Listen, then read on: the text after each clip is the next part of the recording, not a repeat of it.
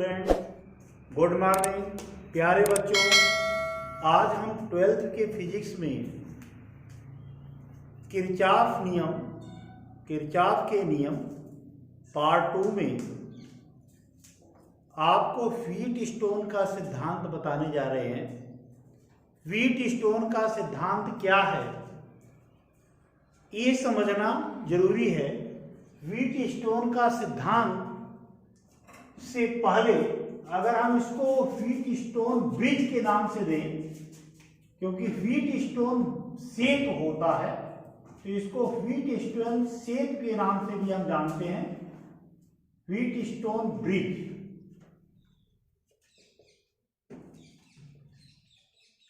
पहले तो हम ब्रिज बताएंगे, इसके बाद इनका प्रिंसिपल बताएंगे। तो व्हीटस्टोन ब्रिज क्या है? वास्तव में व्हीटस्टोन ब्रिज जो है,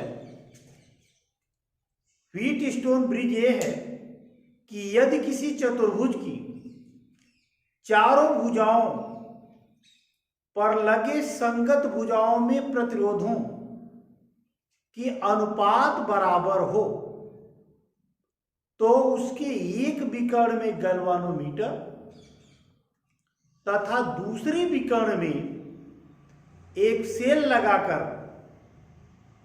वैद्युत धारा प्रवाहित करने पर गैल्वानोमीटर में कोई धारा का विक्षोभ नहीं होता। तो इस प्रकार यह जो प्रक्रम होता है वह व्हीटस्टोन सेतु कहलाता है तथा यह सिद्धांत जो है व्हीटस्टोन सिद्धांत के नाम से जाना जाता है।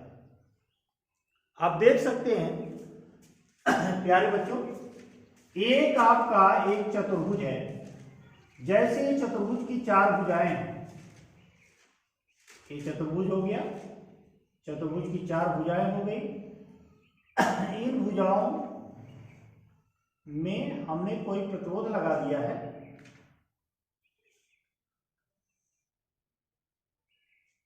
और इनको हम एक सर्किट से जोड़ दे रहे हैं। यहां पर हम एक सेल लगा दे रहे हैं इस तरह, ठीक है बच्चों। और ये आपका चतुर्भुज था ए बी सी डी। इसके इस विकर्ण में एक गैल्वानोमीटर लगा रहे हैं। इसका मान लीजिए प्रतिरोध क्या है बच्चों? P। इसका प्रतिरोध क्या है? Q। इसका प्रतिरोध क्या है? R। इसका प्रतिरोध क्या है? S। अब यहां से हम जैसे ही वैद्युत धारा इसमें प्रवाहित करेंगे तो कुछ धारा आपकी इधर जाएगी, कुछ धारा इधर जाएगी। मान लीजिए I1 धारा का प्रवाह इधर हो रहा है, I2 धारा का प्रवाह इधर हो रहा है। तो जो धारा इधर से जाएगी वो ऐसे होकर के क्रॉस कर जाएगी, यानी I2 धारा यहां से निकलेगी और I1 धारा यहां से निकलेगी। इसका मतलब यह है कि इस में कोई धारा का प्रवाह नहीं होगा, यह अविच्छेद की स्थिति को बताएगी। तो यह जो वास्तव में एक सिस्टम बनता है या सेतु बनता है, उसी सेतु को हम क्या कहते हैं? व्हीटस्टोन सेतु कहते हैं। यदि किसी चतुर्भुज की चारों भुजाओं में लगे यदि किसी चतुर्भुज की चारों भुजाओं में किन्हीं दो भुजाओं के संगत प्रतिरोधों के अनुपात परस्पर समान हो तो उनके एक विकर्ण में एक सेल तथा दूसरे विकर्ण में एक गैल्वानोमीटर लगाकर उसमें धारा प्रवाहित करने पर गैल्वानोमीटर में कोई धारा का विक्षोभ नहीं होता। तो इस प्रकार का जो प्रक्रम होता है वह व्हीटस्टोन सेतु कहलाता है तथा यह जो सिद्धांत होता है जिसके माध्यम से इसमें धारा का विक्षोभ नहीं होता, वह सिद्धांत व्हीटस्टोन का सिद्धांत कहलाता है। ठीक है बच्चों, ये सिद्धांत क्या है?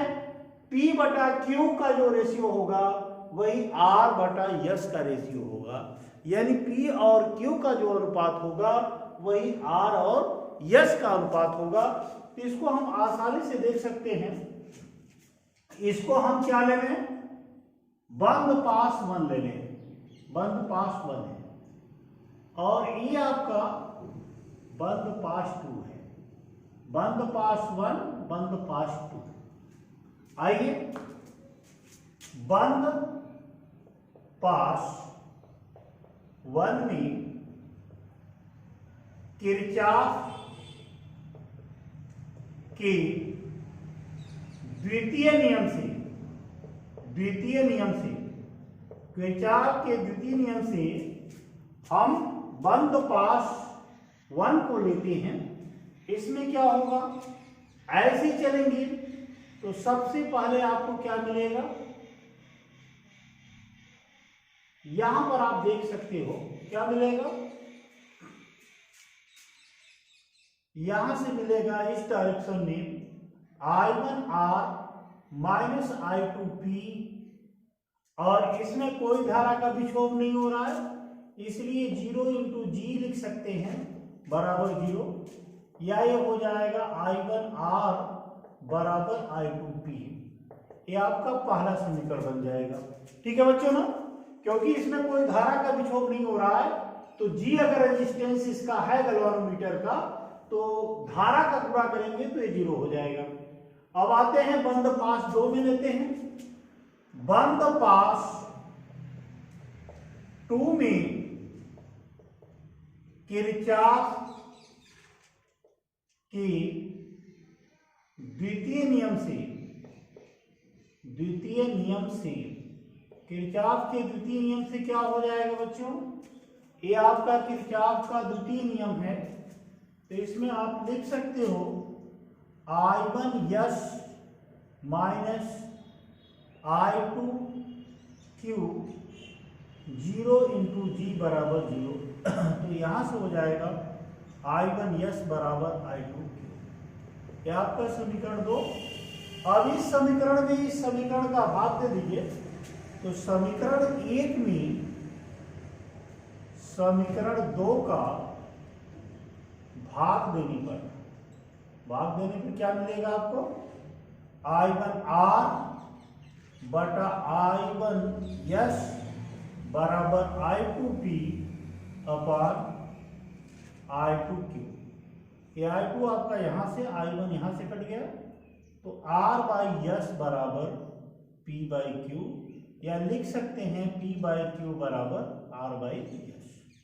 यानी संगत भुजाओं में लगे अगर प्रतिरोधों के अनुपात, जैसे ए बी भुजा है, ए बी की संगत भुजा क्या है, ए आपका BC है, तो इसमें जो प्रतिरोध है इन दोनों का अनुपात, इसी तरह से एडी की संगत भुजा क्या है, DC, तो इन दोनों में लगे प्रतिरोधों के अनुपात अगर बराबर हो, तो ये जो गैल्वानोमीटर है इसमें लगा हुआ गैल्वानोमीटर में कोई धारा का विक्षोभ प्राप्त नहीं होता। इस प्रकार का यह जो प्रक्रम होता है व्हीटस्टोन सेट कहलाता है, तथा यह सिद्धांत, यानी सिद्धांत क्या है कि अगर संगत भुजाओं में लगे प्रतिरोधों के अनुपात परस्पर समान हो, तो उसके एक विकर्ण में गैल्वानोमीटर तथा दूसरे विकर्ण में अगर हम वास्तव में लगा देते हैं किसी बैटरी या सेल और वहां से धारा प्रवाहित कर रहे हैं, तो इसमें कोई विक्षोभ प्राप्त नहीं होता। आप देख रहे हैं ये चतुर्भुज ABCD है, इसका विकर्ण A है और ये चीजें, ठीक है ना। तो ये चीजें आपको व्हीटस्टोन सिद्धांत में बताई गई हैं। अब इसके बाद अगला हम मीटर सेतु की चर्चा कर रहे हैं बच्चों। बहुत अच्छा टॉपिक है मीटर सेतु। वास्तव में मीटर सेतु जो होता है वह व्हीटस्टोन के सिद्धांत पर ही कार्य करता है। मीटर सेतु वास्तव में व्हीटस्टोन के सिद्धांत पर ही कार्य करता है। तो अगला टॉपिक हम मीटर सेतु की चर्चा करेंगे। मीटर सेतु की चर्चा कर रहे हैं बच्चों। तो मीटर सेतु में क्या होता है, देखो इस तरह से एक लकड़ी का बना हुआ, इसमें जो है एक लकड़ी का बना हुआ तख्त होता है। इस तरह से लकड़ी का बना हुआ एक तख्त होता है। इस तरह से लकड़ी का बना हुआ एक तख्त होता है। इसमें जो है 3 कॉपर की बनी हुई पत्तियां लगी होती हैं, जिनमें दोनों किनारों पर, इस किनारे और इस किनारे, दोनों किनारों पर जो पत्तियां लगी होती हैं वो यल आकार की होती है। इस तरह से दोनों किनारों पर जो पत्तियां लगी होती हैं बच्चों, वो इस तरह से होती हैं।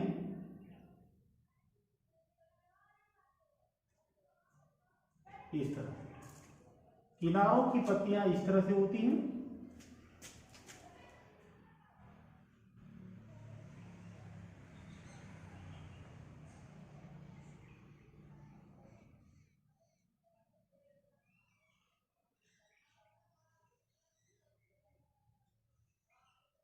इस तरह से किनारों पर जो पत्तियां लगी होती हैं उनका आकार इस तरह से होता है।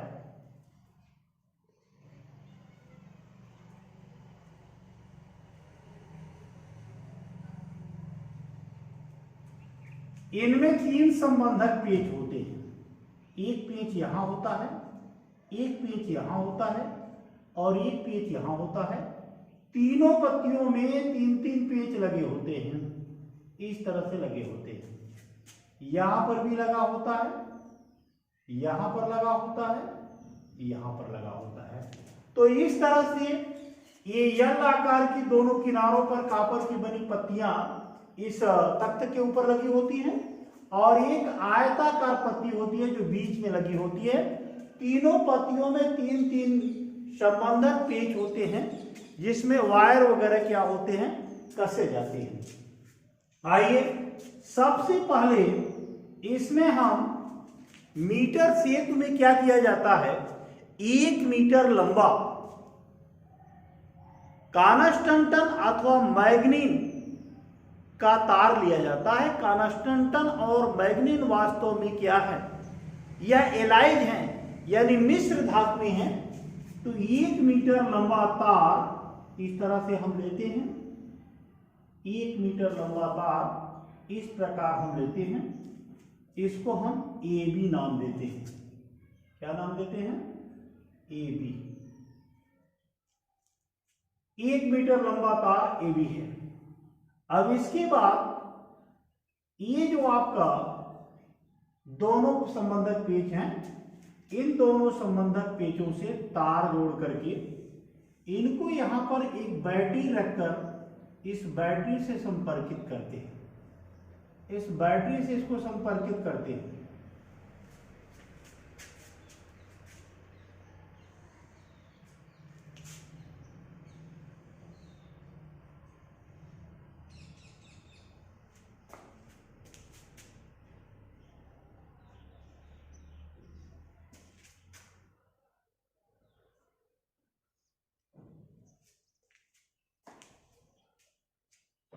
इस तरह से इसके बाद इसमें क्या करते हैं, इसमें हम एक धारा नियंत्रक लगाते हैं। धारा नियंत्रक इस प्रकार होता है।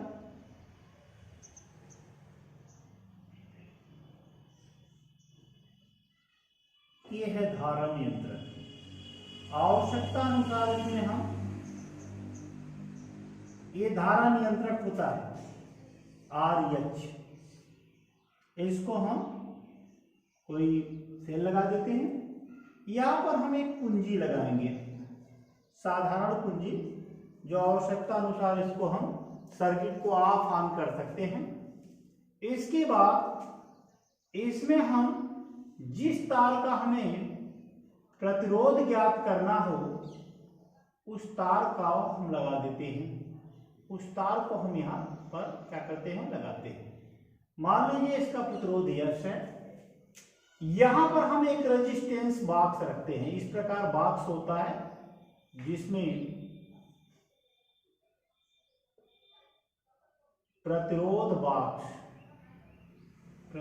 बॉक्स लगा देते हैं। इस तरह भी प्रतिरोध बॉक्स लगा देते हैं। ये है प्रतिरोध बॉक्स।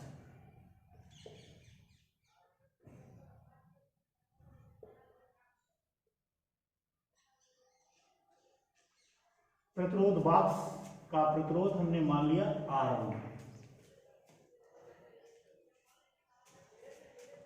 यहां पर हम एक गैल्वानोमीटर रखते हैं। गैल्वानोमीटर का जो एक सिरा होता है यहां से कनेक्ट कर देते हैं और दूसरा सिरा को हम यहां से ले आकर के विक्षेप को टच कराते हैं। अब ये मान लीजिए जो हो रहा है वह C बिंदु पर हो रहा है, तो इसकी लंबाई यहां से कितनी है, यह लंबाई है। अब यह टोटल कितना होता है, 1 मीटर लंबा वायर होता है, तो यहां से इस पॉइंट की यहां से दूरी कितनी हो जाएगी, 100 माइनस यल हो जाएगी। कितनी हो जाएगी, 100 माइनस यल हो जाएगी। 100 माइनस यल दूरी पर ये आपका होगा। ये कार्य कैसे करता है बच्चों, सबसे पहले आप देखिए ये व्हीटस्टोन सिद्धांत पर कार्य करने वाला 1 मीटर लंबा ये इसमें एक तार लगा होता है। जैसे हमने बताया कि यह व्हीटस्टोन सिद्धांत पर कार्य करने वाला एक उपकरण है जो लकड़ी के एक तख्त पर रखकर बनाया जाता है। इसके किनारों पर 3-3 और 2-2 पत्तियां लगी होती हैं कापर की, बीच में एक आयताकार पत्ती लगी होती है, 3-3 सभी में संबंधक पेच लगे होते हैं। इनमें जो पहले संबंधक पेच होते हैं उन दोनों के बीच 1 मीटर लंबा तार लगा करके 1 मीटर लंबा तार इसको लगा करके क्या किया जाता है, फिक्स कर दिया जाता है। इसके दो संबंधक पेच जो होते हैं इनको हम बैटरी से जोड़ते हैं, इसमें कुंजी और धारा नियंत्रक लगा देते हैं। इसमें ये दोनों संबंधक पेचों को एक प्रतिरोध से, यहां पर प्रतिरोध बॉक्स से और यहां पर इसको हम क्या करते हैं, एक सिरा इसका गैल्वानोमीटर से और एक खुला छोड़ देते हैं। इस प्रकार की स्थिति यहां पर उत्पन्न होती है। अब आप देख सकते हैं बच्चों, अगर यह आपका P का काम करता है, ये आप क्या काम कर रहा है, Q का काम करता है, और यह R का काम कर रहा है, S का काम कर रहा है, तो P बटा Q बराबर R बटा S होता है। तो इस प्रकार जैसे ही हम यहां से धारा प्रवाहित करते हैं और यहां से प्रतिरोध निकालते हैं, तो ये सारे जो है जो 0 सेंटीमीटर से लेकर 100 सेंटीमीटर तक के इसमें खाने बने होते हैं और इस तार को हम अलग अलग बिंदुओं पर टच करा करके इसमें धारा का विक्षोभ को देखते हैं कि धारा का विक्षोभ कहां तक प्राप्त हो रहा है। ऐसा एक बिंदु इस पर अवश्य मिलेगा, इसको हम जैसे जैसे टच कराते रहेंगे तो एक बिंदु ऐसा मिलेगा जहां पर धारा का बिल्कुल विक्षोभ नहीं होगा। जैसे मान लीजिए वह बिंदु C है, C पर धारा का विक्षोभ नहीं मिल रहा है, इसका मतलब यह है कि C ही वह बिंदु है जिसको हम अविक्षेप बिंदु कहते हैं। तो A से C जो होगा वो P का काम करेगा, C से B तक का जो प्रतिरोध होगा वो Q का काम करेगा, और जितना आपने प्रतिरोध बॉक्स से प्रतिरोध निकाला है वो R का काम करेगा। अज्ञात प्रतिरोध जो आपने यहाँ पर एक वायर को लगाया है उसका प्रतिरोध S होगा। तो इन तीनों का व्हीटस्टोन सिद्धांत, इन चारों का व्हीटस्टोन सिद्धांत के आधार पर P/Q बराबर R/S के रूप में रख करके हम निकाल सकते हैं। आपको समझ में आया, इसका रचना समझ में आया, इसका कार्यविधि समझ में आया। अब आइए हम इसको दिखाते हैं किस प्रकार होगा। AC तार का प्रतिरोध, AC तार का प्रतिरोध हमने मान लिया P है। ये क्या होगा, P बराबर होगा AC तार का प्रतिरोध हमने P मान लिया, तो रो इसकी लंबाई कितनी है, L/A। BC तार का प्रतिरोध